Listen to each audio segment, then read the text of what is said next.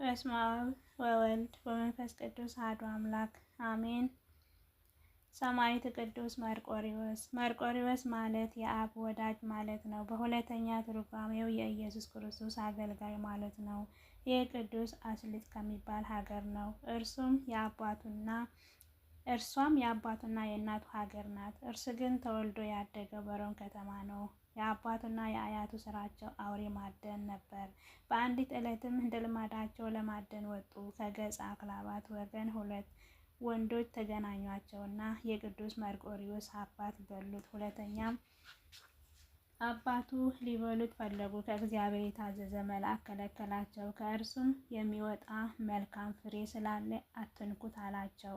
ከዚያ በኋላ የእግዚአብሔር መልአክ ዙሪያቸውን በእሳት ከበባቸው። በተቸገሩ ጊዜ ወደ ቅዱስ መርቆሬዎስ አባት መጥተው ሰገዱለት። በዚያን ጊዜ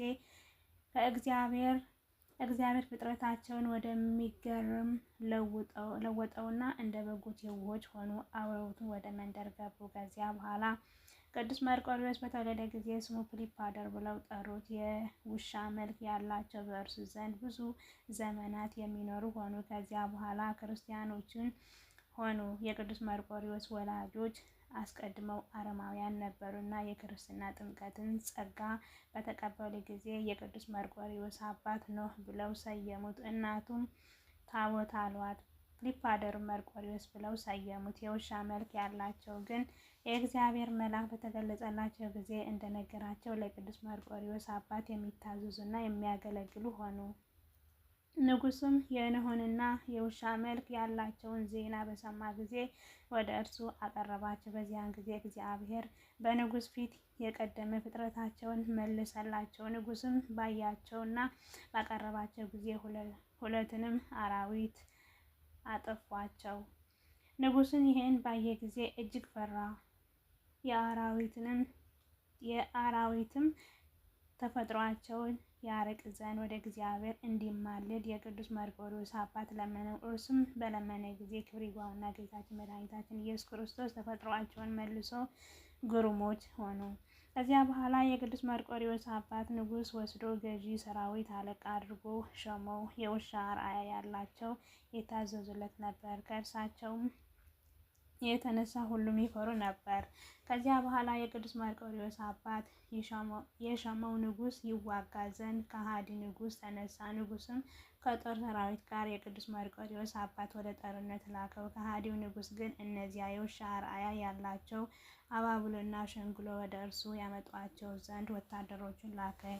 ባስመጣቸውን ጊዜ ሃይማኖታቸውን ይለውጡ ዘንድ አብዝቶ ሸነገላቸው። ባልሰሙትም ጊዜ ሊያሰቃዩአቸው ጀመር። አንዱ አምልጦ ሸሽቶ ወደ ጌታው ሄዶ ሁለተኛም በሰማዕትነት ሞተ። ከጦር ሜዳ የቅዱስ መርቆሬዎስ አባት በተመለሰ ጊዜ ሚስቱና ልጁ ፍለጋ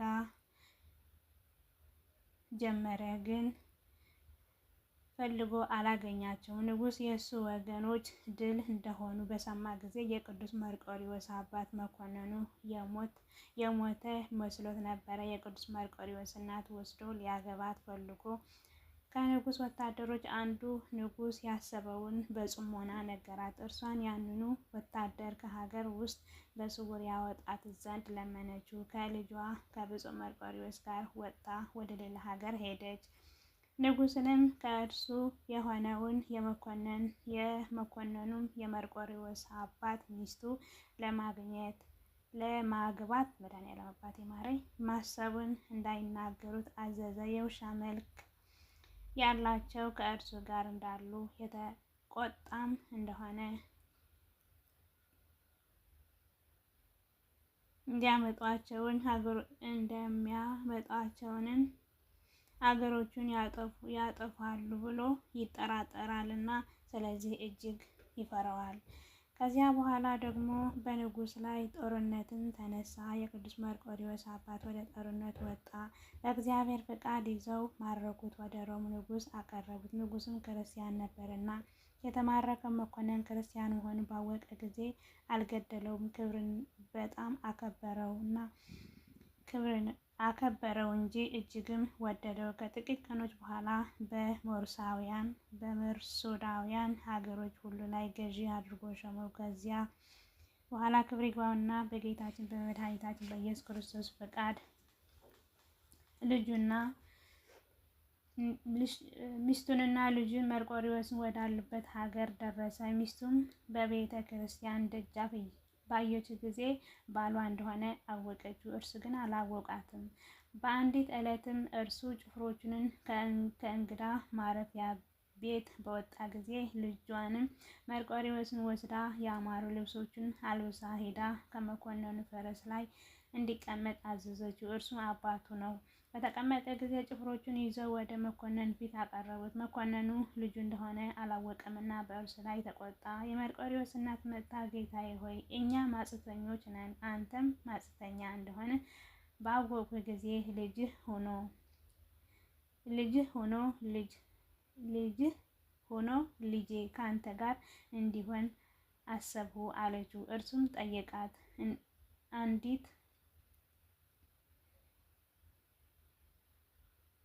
እንዴት እንደተሰደደችም መረመራት። እርሷንም ሚስቱ እንደሆነች ነገረችው። በዚያንም ጊዜ አወቃት። ልጁ መርቆሬዎስን አወቀው፣ እጅግም ደስ አለው። እግዚአብሔርንም አመሰገነ። ያንን የእንግዳ ማረፊያ ቤተ ክርስቲያን አደረጉት። እግዚአብሔርን እያመሰገነ በአንድነት ኖሩ። ከዚያ በኋላ አባቱና እናቱ በሞቱ ጊዜ ንጉሥ ቅዱስ መርቆሬዎስን ወስዶ በአባቱ ፋንታ በመርሶዳውያንን ሀገር ላይ ሾመው። ቅዱስ መርቆሬዎስም መኮንኑን በሾመው ጊዜ ያን ገጸ ከልብ ከእርሱ ጋር ነበር። ወደ ጦርነት አብሮት የሚወጣም የሚገባም ሆነ። ለመዋጋትም በሚሻ ጊዜ የቀደመው የአራዊት የሆነ ተፈጥሮውን እግዚአብሔር ይመልስለት ነበር። ማንም ሊቋቋመው የሚችል የለም። ለቅዱስ መርቆሬዎስ ታላቅ የድል አድራጊነት ኃይል ተሰጠው። ዜናውንም በሁሉ ቦታ ተሰማ። ከቤተ መንግስት ሰዎችን ከፍ አለ። እንዲህም ሆነ ያን ጊዜ በዚያን ወራት በሮም ሀገር ጣዖትን የሚያመልክ ዳኪዎስ የሚባል ንጉሥ አለ። ጠላቶቹ የበርበር ሰዎች ተነሱበት። እርሱም ከእርሳቸው ጋር ሊዋጋ ሰራዊቱን ሰብስበውም በወጣ ጊዜ እነርሱ ግን እንደ ባህር አሸዋ ብዙ ነበሩ። ብዛታቸው ባየ ጊዜ ደንግጦ እጅግ ፈራ። ቅዱስ መርቆሬዎስም እግዚአብሔር ያጠፋቸው ዘንድ በእጆቼን አሳልፎ ሊሰጣቸዋለውና አትፍራ አለው። ከዚያ በኋላ ቅዱስ መርቆሬዎስ የእግዚአብሔር መልአክ በውጊያው ውስጥ አየው። የተሳለ ሰይፍን በእጁ ውስጥ አለ። ይህችንም ሰይፍ ሰጠውና እንዲህ አለው፣ ጠላቶችህ ድል ባደረግህ ጊዜ ፈጣሪህ እግዚአብሔርን አስበው። ጠላቶቹን በእግዚአብሔር ኃይል ድል አድርጎ በሰላም ተመለሰ። መልአኩ ዳግመኛ ተገልጦለት ለምን የፈጣሪህን የእግዚአብሔር ስም መጥራት ረሳህ አለው።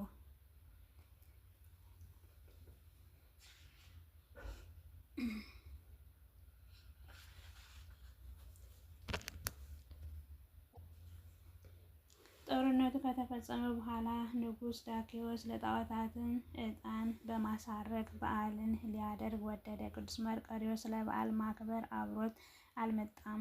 ወደ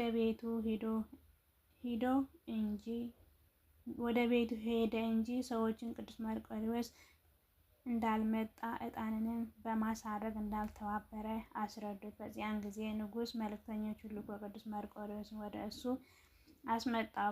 በመዘገየቱም አደነቀ። ለአማልክት ዕጣን ለማሳረግ ከኔ ጋር ያልመጣ የኔን ፍቅር እንዴት ተውህ አለው። በዚያን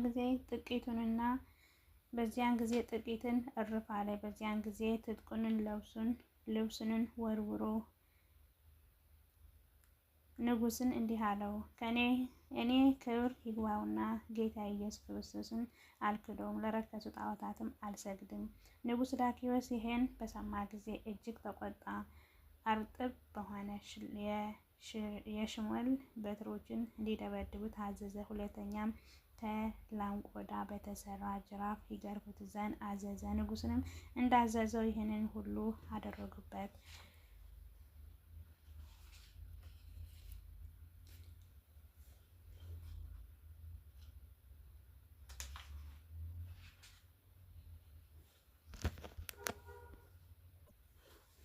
በዚያን ጊዜ የሀገር ሰዎች ስለ ቅዱስ መርቆሬዎስ እንዳይነሱበት ፈርቶ ለቆጶዶቅያ የኤስያ ክፍል ወደ ሆነች ወደ ቂሳሪያ በብረት ማሰሪያ አስሮ ላከው። በዚያን እንዲያሰቃዩት አዘዘ። ካሰቃዩትም በኋላ ንጉሥ ዳኪዎስ እንዳዘዘ ራሱን በሰይፍ ይቆርጡትን ዘንድ አዘዘ።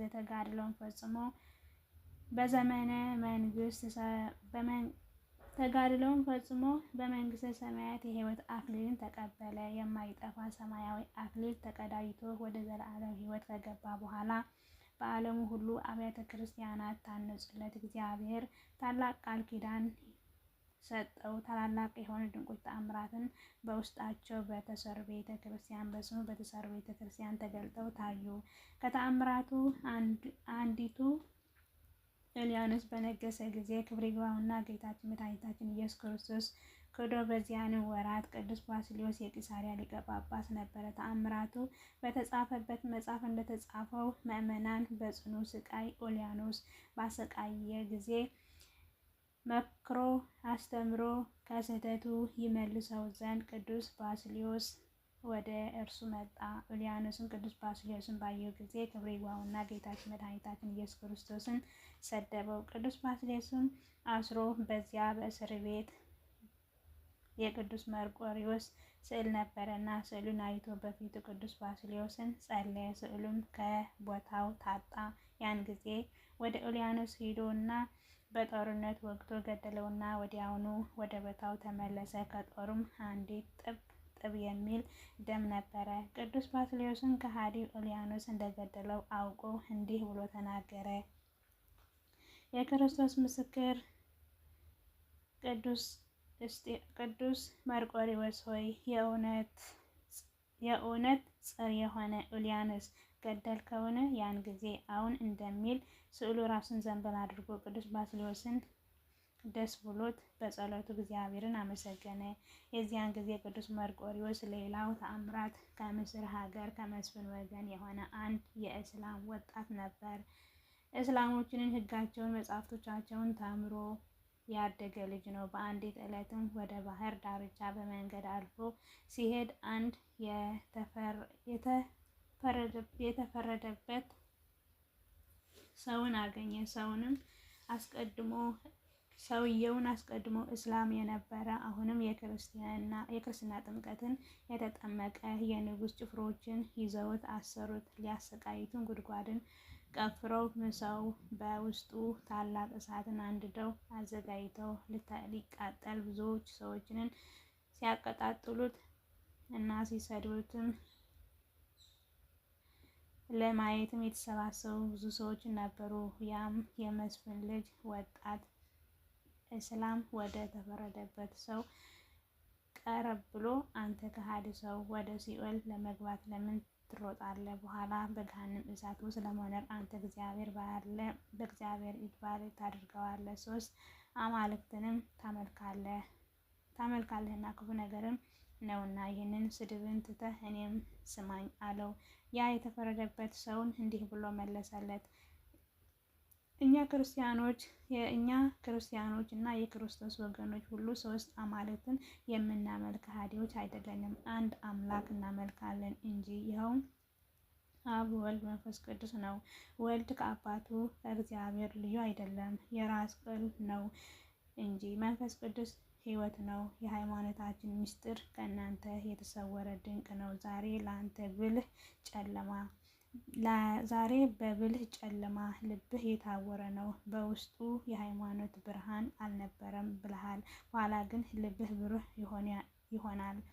እንደኔ በክርስቶስ ስም ታምናለህ፣ በክርስቶስም በመጋደል መከራን ትቀበላለህ። ያም ወጣት እስላም በሰማው ጊዜ እጅግ ተቆጣ። ጫማውን ከእግሩ አውጥቶ አፉን ፊቱንን ጽፍቶ መታው። ይህን የምትለው ከኔ ዘንድ አይደረግ እያለ አብዝቶ አሰቃየው። የተከበረው ሰማዕት ይህንን ካለ በኋላ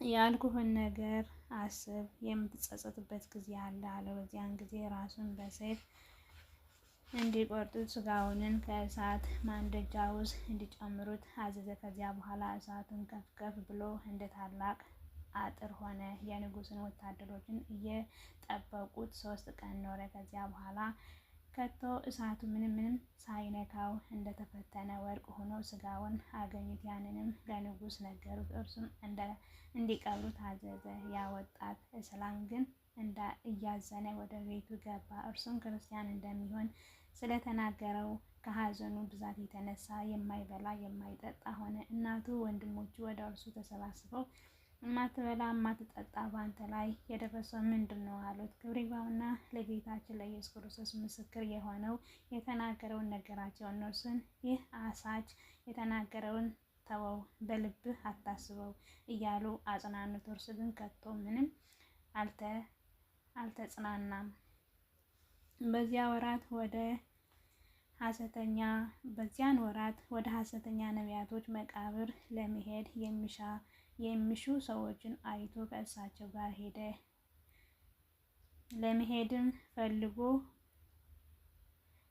እያለ ለአባቱን ከእነርሱ ጋር መሄድ እፈልጋለሁ ብሎ አባቱን ጠየቀው። አባቱን እጅግ ደስ ብሎት የሚበቃውን ያህል ወርቅ ዲናር ሰጠው። ለወዳጆቹ አደራ ብሎ ሰጠውና አብረዋቸው ሄደ። በሌሊት ሲጓዙ እነሆ ብሩህ የሆነ ብርሃን የለበሰ አረጋዊ መነኮስ ተገለጠለት። በፊቱም ቆሞ ትድን ዘንድ ና ተከተለኝ አለው። እንዲሁም ሁለተኛ ሶስተኛ ተገልጦ ተናገረው። በደረሰውም ጊዜ ስራቸውን ፈጽመው ወደ ሀገራቸው ተመለሱ። 7 ቀንም ያህል ተጓዙ። እነርሱ በሌሊት ሲጓዙ ሳለ ስጋዊ ግዳጅ ያ ወጣት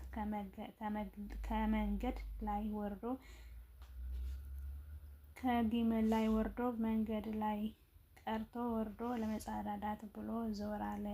ባልንጀሮቹ በበረሃ ውስጥ ትተውት ሄዱ። ከእሳቸው ጋር የሚጓዝ መስሏቸው ነበር። በተነሳ ጊዜ ተቅበዘበዘ። ወዴትን እንደሚሄድ አላወቀም። አራዊትን እንዳይበሉት ፈርቶ ደነገጠ። በዚያን ጊዜ በምስር ሀገር በአባቴ አቅራቢያ ያለች የሰማዕቱ የቅዱስ መርቆሬዎስ ቤተ ክርስቲያን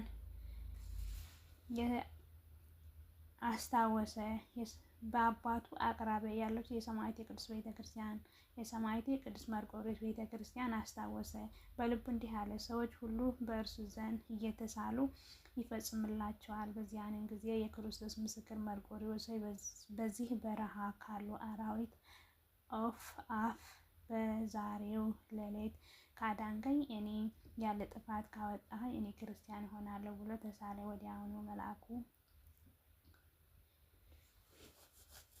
ቅዱስ መርቆሬዎስን ላከለትና መልኩ ያማረ ጎልማሳ የከበረ ልብሱን የለበሰ የወርቅ መታጠቂያ በወገቡ የታጠቀ በፈረስ የተቀመጠ ወደ እርሱ መጣና አንተ ከወዴት ነህ? እንዴትስ በዚህ በረሃ ውስጥ ጠፋህ? አለው። ወጣቱም ስለ ስጋው ግዳጅ ከግመል ላይ ወረዱ፣ ባልንጀሮቼን ትተውኝ ሄዱ አለው። ባለፈረሱና በኋላዬ በፈረስ ላይ ተቀመጥና አለው። በዚያንም ጊዜ ወደ አየር በረረ። በምስር ሀገር ወዳለችው የቅዱስ መርቆሬዎስ ቤተ ክርስቲያን እንደ ዓይን ጥቅሻ አደረሰውና እንደተዘጋ በውስጧ አስገባው። ከፈረሱ ላይ አውርዶ በዚያን አቆመው። ወደ መጋረጃ ውስጥ ገብቶ ከእርሱ ተሰወረ። የቤተ ክርስቲያን መጋቢ በሌሊት በመጣ ጊዜ ቤተ ክርስቲያኒቱ ከፍቶ ሲገባ ያንን ወጣት ከመካከል ቆሞ አገኘው። ደንግጦ ሊጮህ ፈልጎ ጠቀሰውና ወደ እኔ ዝም ብለህ ና አለው። ወደ እርሱም ሲቀርብ ይህች ቦታ የማን ናት? አለው። የቤተ ክርስቲያን መጋቢ ይህች በምስር ሀገር ያለች የቅዱስ መርቆሬዎስ ቤተ ክርስቲያን ናት። አንተ ግን ልብህ እንደጠፋ ሰው ስትናገር አይሃለሁ። ከዚህ ምን አመጣህ? አሁንስ ንገረኝ አለው። ወጣቱም እንዲህ ብሎ መለሰለት፣ ልቤ እንዴት አይጠፋም? እኔ በዛሬ ዕለት በእጌሌ በረሃ ሳለሁ ፈረስ ላይ የተቀመጠ ሰው ተገለጠልኝና በኋላዬ በፈረስ ተቀመጥ ብሎ በፈረሱ አፋጠነኝ። ከዚያ አድርሶኝ ትቶኝ ሄደ አለው። መጋቢውንም የዚያን በረሃ ስም በሰማ ጊዜ አደነቀ። እንዲህም አለው፣ ልብህ ጠፍተዋል በማለት መልካም የተናገርሁ አይደለምን? የምትናገረው አታውቅምና የዚያን በረሃ መጠኑ የ22 ቀን ጉዞ የሚያስጉዝ ስለሆነ በእርግጥም አንተ ወንበዴ ነህ፣ የቅዱስ ሰማዕቱ መርቆሬዎስ ኃይል ያለ ገመድ አስሮሃል አለው። የዚያንም ዓለም ክብር ንቆ የተወ ክብር ይግባውና ስለ ክርስቶስ ስም ከሃዲዎች ጽኑ ስቃይን አሰቃይተው የገደሉት ክርስቶስን በመንግስቱ ውስጥ የተቀበለው በቦታው ሁሉ አብያተ ክርስቲያናት ታንጾለት በውስጡም እግዚአብሔር ያመሰግኑታል። እርሱም ሰማዕቱ ቅዱስ መርቆሬዎስ ለተማጸነው ሁሉ ያማልዳልና ድንቆችን የሆኑ ታላላቅ ተአምራትን ያደርጋልና። ያን ወጣት መጋቢውን መልኩ እንዴት ነው? ምን ይመስላል አለው። መጋቢው አካሉ አንተን ይመስላል አለው። ያንን ብሎ ወደ ስዕሉ ወስዶ ገልጦ አሳየው። ወጣቱም በእጌሌ በረሃ የታየኝ በእውነት ይህ ነው። በፈረስ ላይ አፋጥኖ አንፈርጥጦ ወደዚህ ያደረሰ ይህ ነው። እኒሆ ታጥቋት በወገቡ ላይ ያየኋት የወርቅ መታጠቂያ ይህች ናት። ስማኝ ልንገርህ፣ እኔ በዚህ ሀገር የሚኖር አባቴ ስሙ ራጋ የሚባል መስፍን የሆነ እስላም የሆንሁ ሰው ነኝ።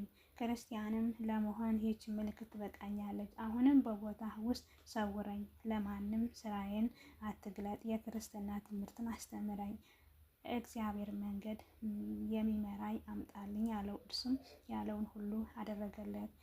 የክርስትና ጥምቀትን አጠመቀው። ከዚያ በኋላ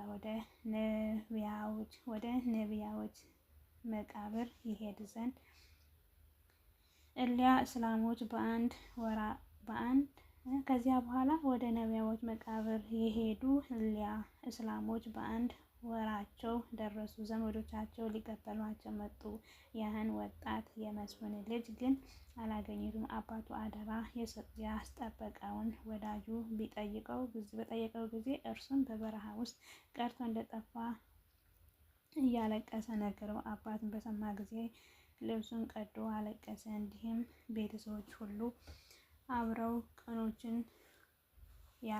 ብዙ 40 ቀኖችን ያህል አለቀሱለት። ከዚያ በኋላ በጠዋት ከቤተ ክርስቲያን ሲወጣ ይህን ክርስቲያን የሆነውን ወጣት አንድ እስላም አየ። ወደ ወላጅ አባቱ ሄዶ እንዲህ ብሎ ነገራቸው። ልጃችሁ በበረሃ ውስጥ የሞተ ከሆነ በመርቆሬዎስ ቤተ ክርስቲያን ደጅ ያየሁት እርሱ ባለ መሰለኝ ነበር። እስቲ ሄዳችሁ አረጋግጡት። በሰሙ ጊዜ በስውር ሄደው ፈለጉት፣ አግኝተውትም ይዘውት ወሰዱት። እንዲህም አሉት፣ በወገኖቻችን መካከል ልታሳፍረን ይህን የሰራኸው ምንድን ነው አሉት። እርሱም እኔ በሕያው እግዚአብሔር ልጅ በጌታዬ በኢየሱስ ክርስቶስ እማምን ክርስቲያን ነኝ ብሎ መለሰላቸው። ያንንም ሲል ታላቅ ስቃይን አሰቃዩት፣ በጨለማ ጉድጓድ ውስጥም ጣሉት። ሽንታቸውን በላዩ እየደፉ የቤት ጥራጊ እያፈሰሱበት ያለ መብልና ያለ መጠጥን በዚያ 7 ቀንና 7 ሌሊትም ኖረ። እናቱ ግን ቀንም ሌሊትም በላዩ የምታለቅስ ሆነች።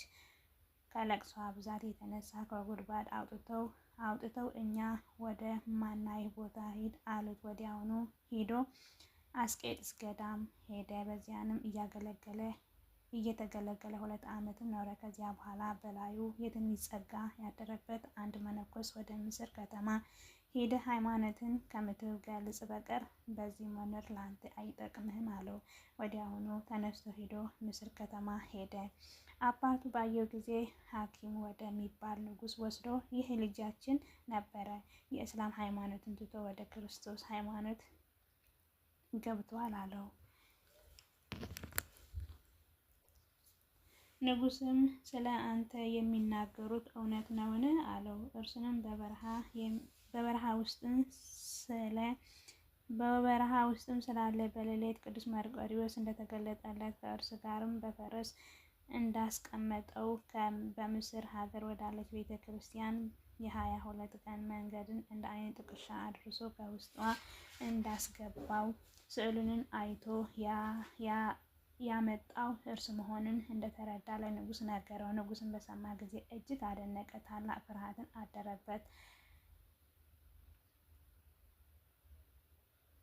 እንዳደርግልህ ዘንድ የምትሻው ምንድን ነው? ለምነኝ አለው። እርሱንም በቅዱስ መርቆሬዎስ ስም ዳግመኛ በመላእክት አለቃ በቅዱስ ሚካኤል ስም ቤተ ክርስቲያንን እንድሰራ ታግዘኝ ዘንድ እሻለሁ አለው። ንጉሥንም በአስቸኳይ እንዲታነጽለትን አዘዘለት። በውስጣቸውን ታላላቅ የሆኑ ድንቆች ተአምራት ተገልጠው ታዩ። እርሱንም አበምኔት ሆኖ ወደ እርሱ ብዙዎች መነኮሳት ተሰባሰቡ። 2 ድርሳናትን ደረሰ። ከሃዲያንን አስተምሮ ወደ ቀናች ሃይማኖት መለሳቸው። እግዚአብሔርን አገልግሎ በሰላም አረፈ። ለዚህም መነኮስ የክርስትና ጥምቀትንም በተቀበለ ጊዜ ያወጡለት ስም ዮሐንስ ነው። ለእግዚአብሔር ምስጋና ይሁን፣ አሜን። እኛንም በቅዱስ መርቆሬዎስ ጸሎት ይማረን፣ አሜን። በረከቱ ረድኤቱ ከሁላችን ሕዝበ ክርስቲያን ጋር ይሁን፣ አሜን።